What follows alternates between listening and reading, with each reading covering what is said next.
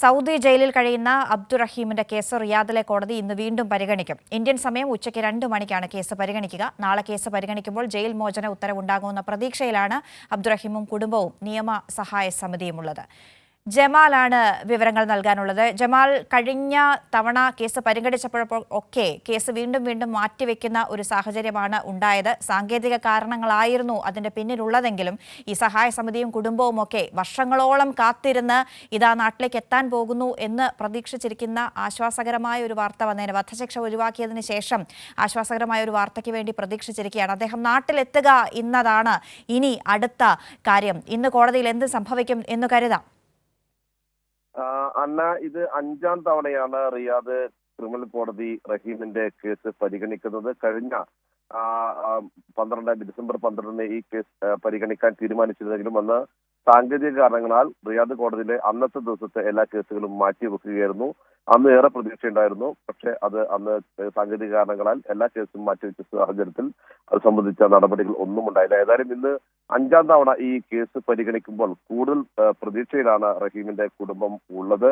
ഇന്ന് അനുകൂലമായ ഒരു വിധി ഉണ്ടാകും എന്ന് തന്നെയാണ് റഹീമിന്റെ കുടുംബവും ലോകത്തെങ്ങുമുള്ള മലയാളികളുമൊക്കെ കരുതുന്നത്. 2006 ഡിസംബറിലാണ് വധശിക്ഷയ്ക്ക് വിധിക്കപ്പെട്ട് സൗദി ബാലന്റെ മരണവുമായി ബന്ധപ്പെട്ട് റഹീം ജയിലിലാകുന്നത്. പിന്നീട് റഹീമിനെ മോചിപ്പിക്കാൻ നിരവധിയായ ശ്രമങ്ങൾ നടന്നു.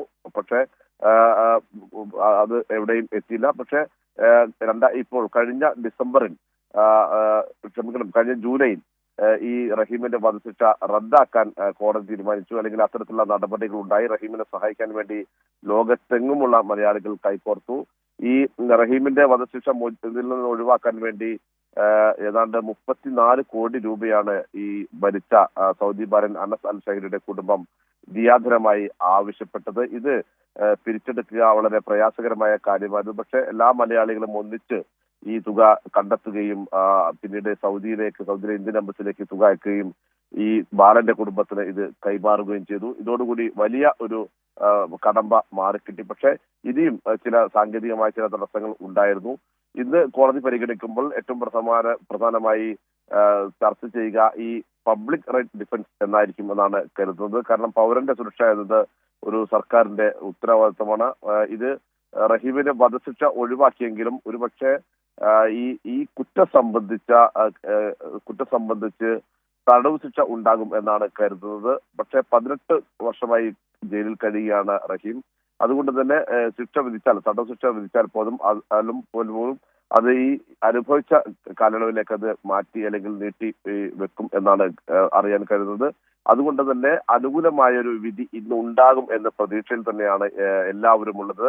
ഇന്ന് ഉച്ചയ്ക്ക് ഇന്ത്യൻ സമയം 2 മണിയോടുകൂടിയാണ് കോടതി ഈ കേസ് പരിഗണിക്കുന്നത്. ഇന്ന് മോചന ഉത്തരവുണ്ടായാൽ പോലും റഹീമിന് നാട്ടിലെത്താൻ ദിവസങ്ങളെടുക്കും. ഇന്നത്തെ വിധി അനുകൂല വിധി ഉണ്ടായാൽ അത് ഗവർണറേറ്റിലേക്കും അതുപോലെ തന്നെ ജയിലിലേക്കും കൈമാറണം.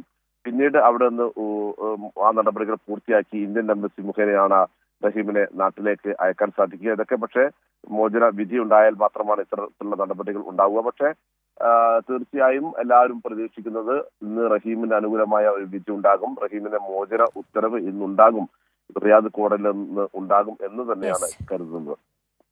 അതെ, ശരി ജമാലുദ്ദീൻ.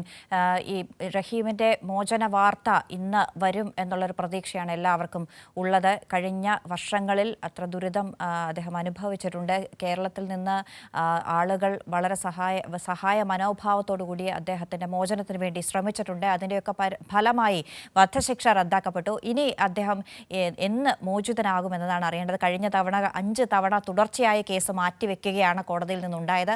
ഇന്ന് മോചനം സംബന്ധിച്ച ഒരു വിധി ഉണ്ടാകുമെന്ന പ്രതീക്ഷയിലാണ് റഹീമിൻ്റെ കുടുംബമുള്ളത്.